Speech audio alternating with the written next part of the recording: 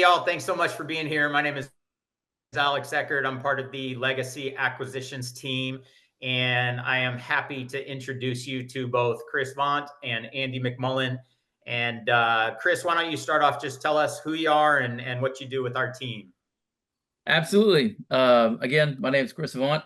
I'm a member of the Hammerhead Group. We're a partner, a JV partner on build-to-rent developments with Legacy.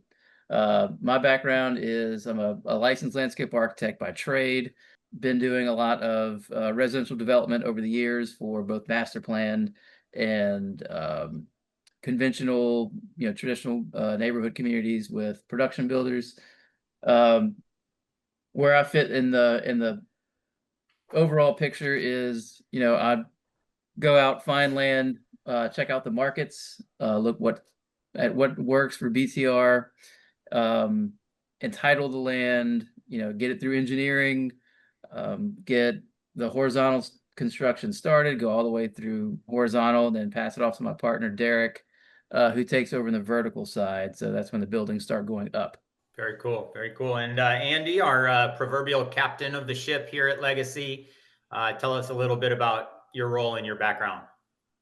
Yeah, so I've been in this game like Chris a long time, probably 25, 30 years now. I get closer to 30. I like to say 25, but it is what it is. I'm older. My daughter thinks my job is boring, so I just accept that I'm older and wiser. But I work with Chris Font, Derek, help them with the getting the capital that they need to move this project forward. Oversee the asset management, make sure that as we're stabilizing, that we're staying true to our projections and making any, as you said, Captain, making just any modifications we need. Um, and navigating, because sometimes it's pretty treacherous waters, and Chris can attest to many years of this. The reason that we're still here is that we've been able to kind of deal with those treacherous waters. Yeah, yeah. Thank you. We're today's video, today's talk is gonna focus a little bit more on Chris's side of things. Andy's definitely gonna be jumping in because he's been alongside the entire time, like he said, really captaining, directing the ship. But we're gonna be talking about a lot of the stuff that Chris does. So, Chris, you were just starting to talk about the land acquisition, the entitlement process. Tell us a little bit about that, and I think we've got some funny stories in there that you're able to share, just about maybe some of the local lobbying that you had to do to make sure that we can get some of these projects moving forward. Sure. Well, how much time do you have? Not So not all of it, not all of it. But yeah, maybe share definitely one good story and just talk a little bit about what entitlement consists of and some of the challenges. Chris, tell them about the absolutely. tell them about the story where, look, we have the Broussard project. I think that that's something about, everybody. Reason it resonates with folks is we've got a huge housing crisis, and it's really mostly in the affordable side, and most of it has to do with NIMBYism. So everybody says they want affordable until it has to do with their being in their neighborhood, right? And so that's where you come in and you're like, hey, Mister, let's go sit down and have a whiskey. So tell them about how we dealt with one of our friends. We won't name the exact So project I'll or lead up to the whiskey. councilman, but Uh, so the entitlement process, for those who are unfamiliar, is the process by which you secure the right to build your intended project use on the land. And that's the entitlement process. So it goes from, getting the correct zoning put in place, any other, if you have to apply, for any sort of variation to what's in the code, anything like that, as far as zoning or any other regulations are concerned, getting that stuff in the approvals so you can start your engineering before you start spending money. And then to get to full entitlement is when you have your engineering done, your construction documents for your horizontal, that's your infrastructure, roads, sewer, water, drainage, and your construction permits for that in place, along with typically a preliminary plat. And so I know I've said a lot of things. We can touch on some of those details a little more throughout this, but that's the sort of the gist of it. And oftentimes when you're doing BTR, it's not something that fits into a jurisdiction's typical zoning regulation. So you might have a density that doesn't fit what they have, or it's not a specified use case in their zoning. And so then you have to start educating, particularly if it's a market like Broussard, or some other smaller markets, if it's not a major city, and they have no idea what BTR is. They have no idea what build to rent is, and the first thing that pops up in their head is Section 8. And so there's an educational component to dealing with city council members, or county zoning commissions, or planning commissions, or anything like that.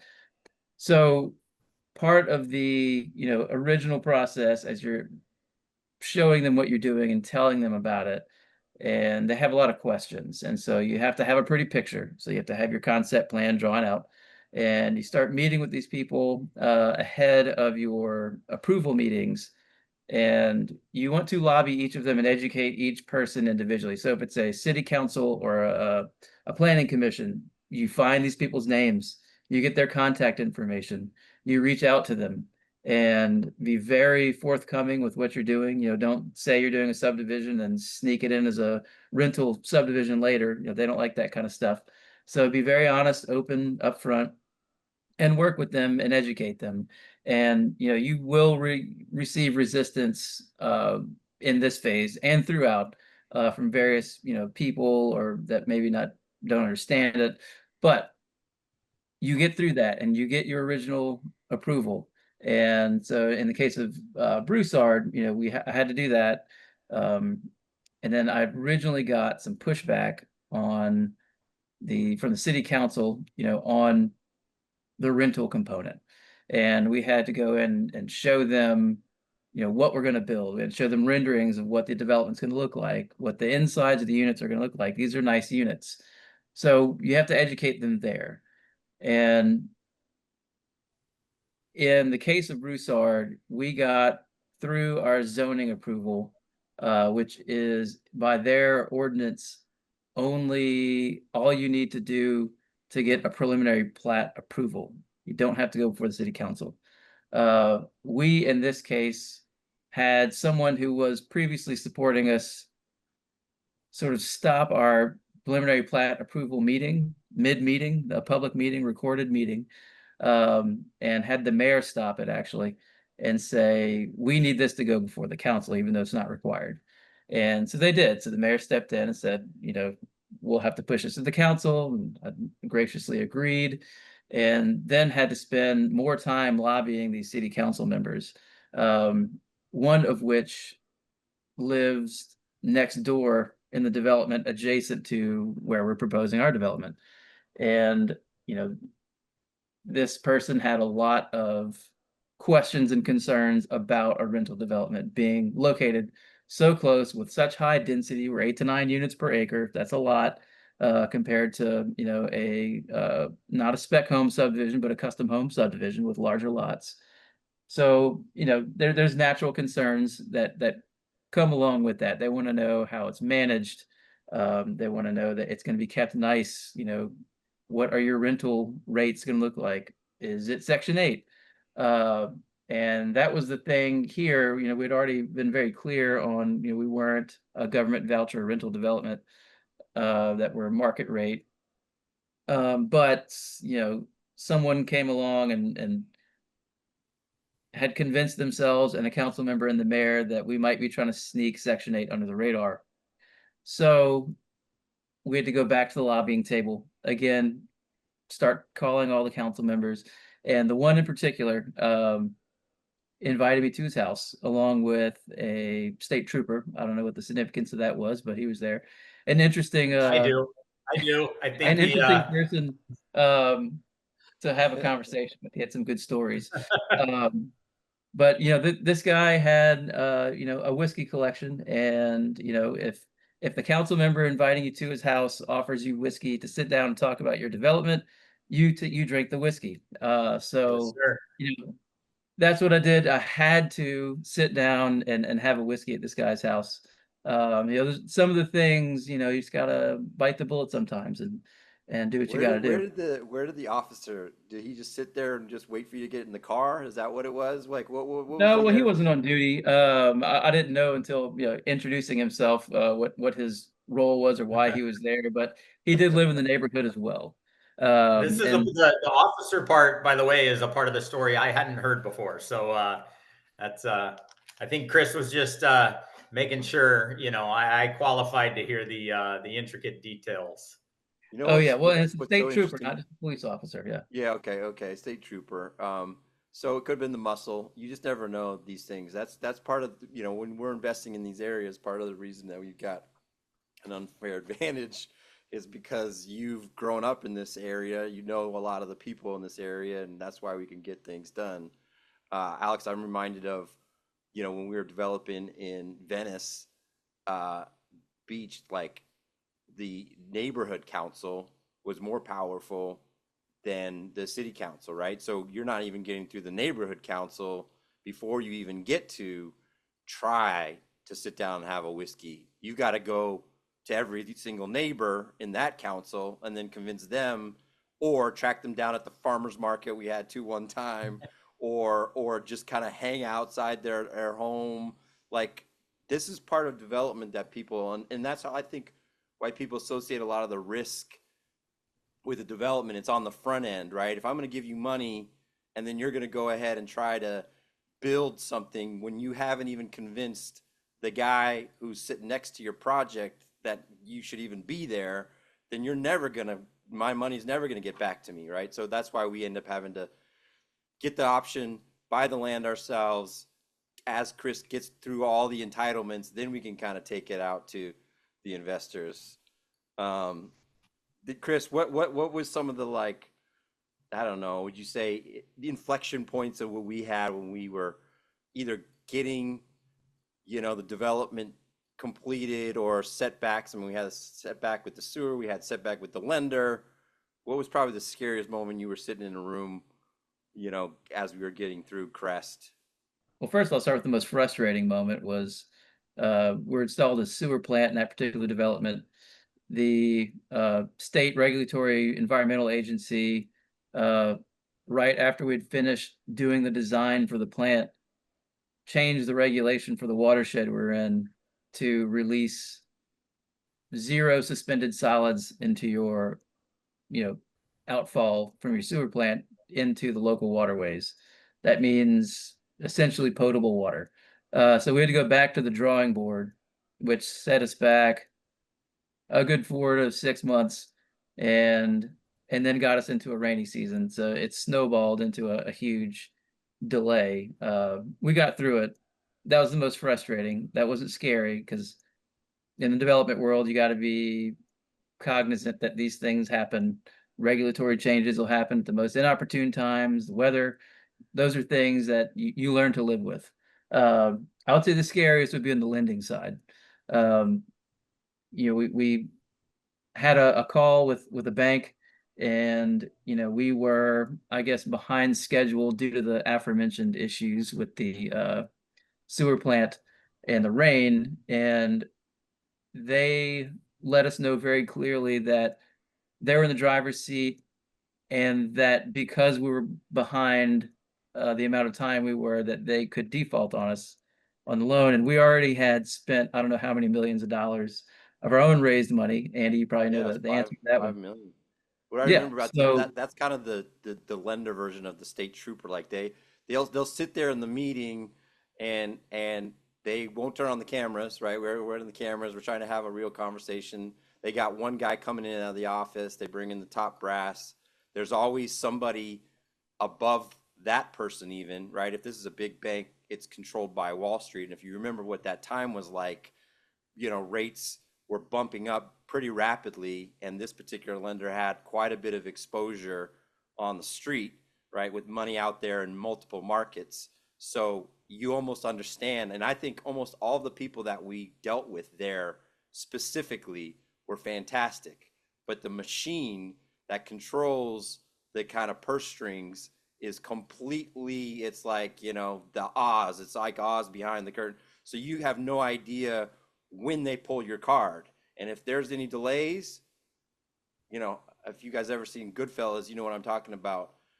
Forget you, pay me, right? If you're behind, forget you, pay me, right? So that's the lending side that has to kind of function in tangent with the development entitlement side. And if it doesn't all fit together, you got some uneven pieces you got to fix. And that's kind of what we had to do in many stages of this project. Yeah, we've talked about doing, and I'm sure we will, especially after this, a fuller length. We might even do it as a live webinar. Just what is the entitlement process from start to finish? What, you know, Chris and Andy are both sharing one story here and there, but Andy mentioned the term unfair advantage. Just the history with these two guys and the amount of experience they have in this world. We think that that a huge unfair advantage is that we do these projects. We present these projects to investors after the entitlement, right? And so, Andy, maybe just mention a little bit. When did you learn that? When did you learn? Okay, you know, the model that we want to use for these communities that we're building is going to be, we're going to take care of that stuff within our team first, so that when we come to an investor, you know, that they understand that we've mitigated that risk. Yeah. I had a great mentor, Bob D'Elia in Venice, and he worked on Wall Street in his early life, but then became a developer in very difficult place to develop in LA and California. And so very early on, you know, I just kind of saw, hey, these kind of how these pieces fit together.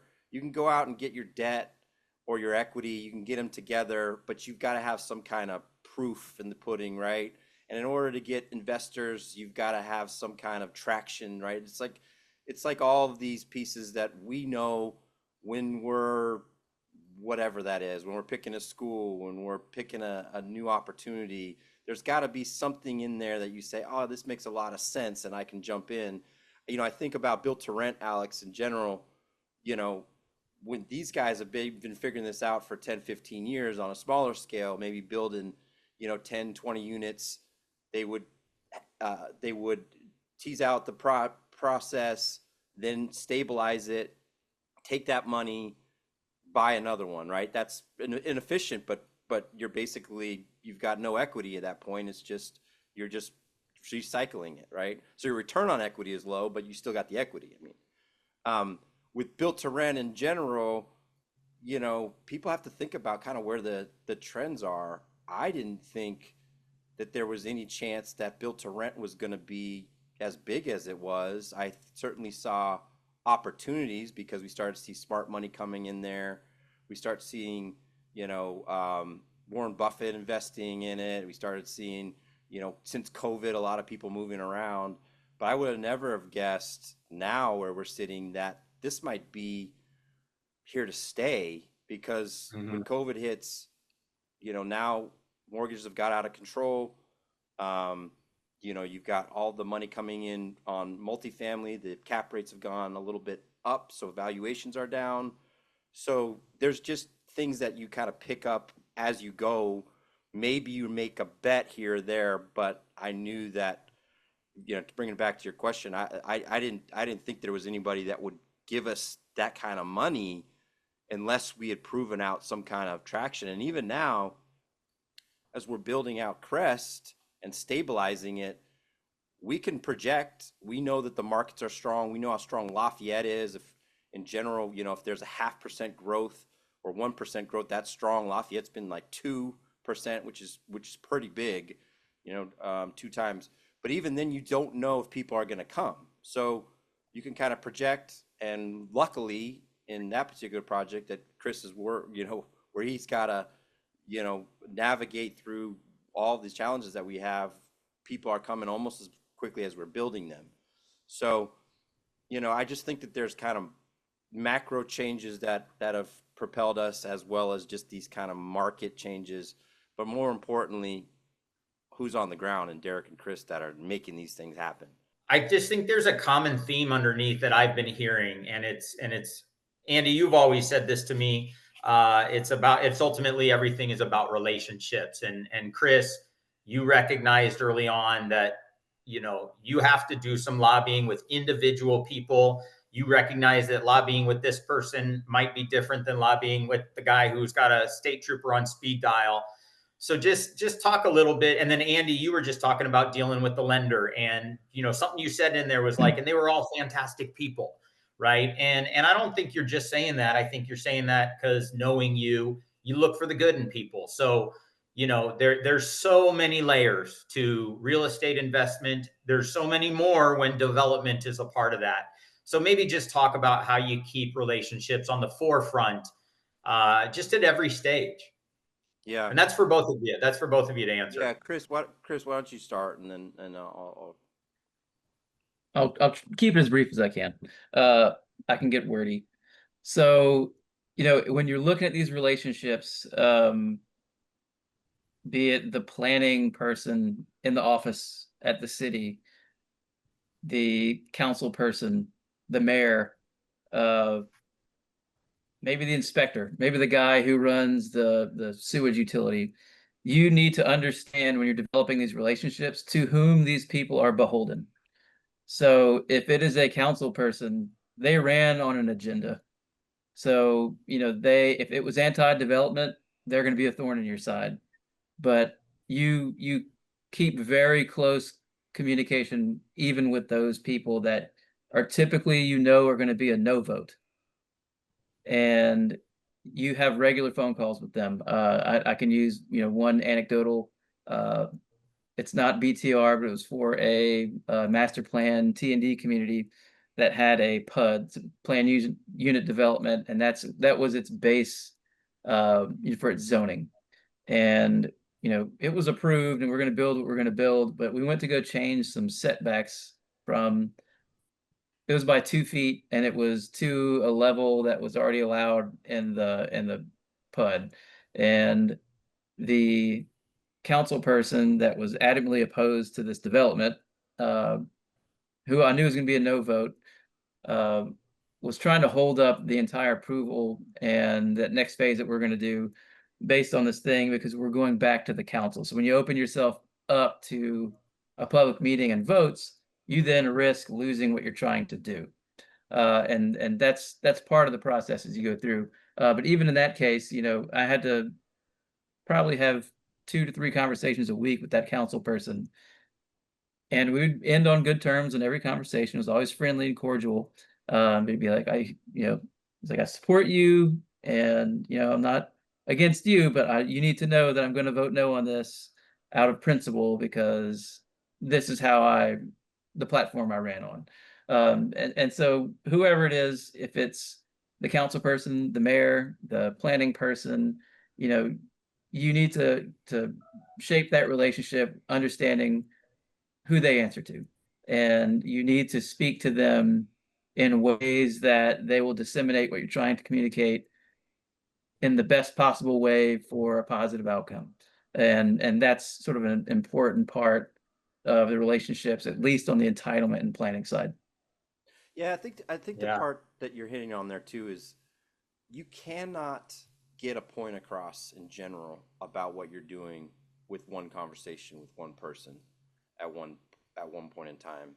And so if you don't have a relationship with somebody where you can connect with them on a real level, it's very difficult to communicate development in general to folks, right? It takes conversation, multiple conversations. It takes teasing out, you know, nuances. It takes teasing out kind of if thens. And so I think with the relationship part, it's so critical to be able to have a conversation. What we do sounds like we have to sell, but it's really more about explaining. And if we're communicating it well, then people will either want it or they don't. The last thing that we want to be in partnership with somebody is that if they don't want our project or they don't want to invest with us, they like something else. It doesn't make any sense for us. So I think, Alex, you know, you being the relationship builder, understanding kind of how important, you know, 20% typically of those relationships are the ones that are propelling your business forward. You think about all the investors that we had, it's a few, right, that have really helped us get to where we're going. It's kind of going deeper as opposed to just, a couple inch deep and hundreds of yards wide. So I think it's in everything that we do. I try to teach my kids, especially in this AI age, that where they're going to succeed now is in having the EQ part and the emotional part and the relational part. That, if you want to go to school and study engineering, just know that you might be gobbled up by Alex's agents on AI. Yeah. Alex, as an I was thinking about aside, that. since you started to apologize and be polite to the AI agents that you talk to because you're afraid at some point they're going to come for you, I started to do that too. Thank you, please, sir. Will you answer my prompt? Yeah, I think Chris, you told me that you tell your kids always say please to the Alexa, right? So no, I was thinking that too, right? As both of you were talking, one of the things that I love about talking with both of you, regardless of the subject, but especially when we're getting into, this stuff that you're the experts in, you're passionate about it, you're doing what you love, but you care about people, and I was thinking of that as both of you were talking, is like, there's going to be, on nearly the technical side of everything, something that AI is either going to be used to help us be more efficient, or it's going to do for us, right? But there's that, like Chris, there's that, I need to look a couple steps deeper, a couple layers deeper, to realize I'm not lobbying this guy. I'm lobbying this guy or the guy that this guy is beholden to, or the council that this person is part of. So I just think that's a huge point, Andy, that you made.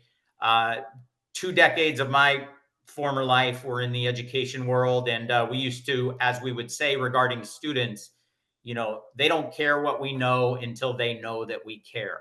And that's an easy thing to say in teaching, right? Or in the educational world, but it's true everywhere. It is absolutely true everywhere. And like you mentioned, Andy, yeah, there's this component maybe where somebody could feel like they're being sold something, but when we come to them with this posture of, we want to educate you, we want to share what we know with you, we want to make sure that we are hearing what you're saying, then people are always going to be much more willing to have that conversation with us.